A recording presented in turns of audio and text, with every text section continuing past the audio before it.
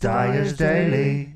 Recently, I sat down to watch on Disney Plus Who Framed Roger Rabbit from 1988. It's the live action animation hybrid movie that was released in cooperation with and collaboration with Steven Spielberg and Robert Zemeckis and many others as well. It's got Bob Hoskins in it, Christopher Lloyd, Charles Fleischer plays Roger Rabbit, and if you've never seen it, please do.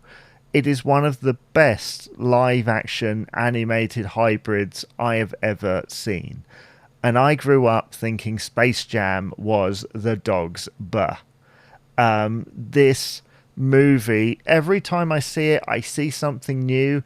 There has never been on screen that amount of animated legends. I mean, Mickey's in this film, Bugs Bunny, Daffy Duck, Donald Duck. The Daffy and Donald piano scene is a marvel, even now, to see those two characters share the screen, to see Woody Woodpecker at the end of the movie. And there's so many of these characters. Droopy from MGM is in this movie.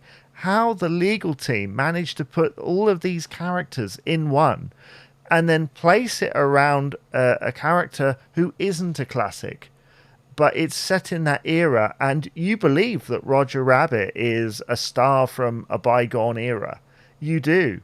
And while it's interesting the way in which they have depicted Jessica Rabbit, it's sort of become something. That film deserved to be on the Touchstone label. It didn't really deserve to be tied to any particular brand name. You know, imagine if it had had Disney or Warner Brothers or even MGM above the door.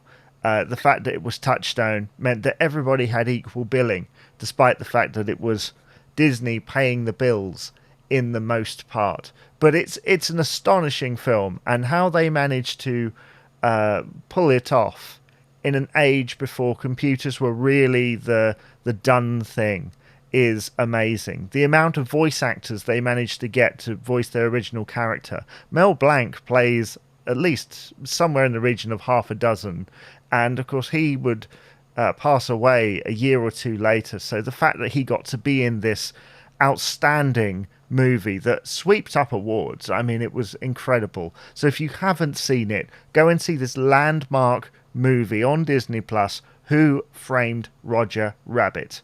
Go on. Dyer's Daily.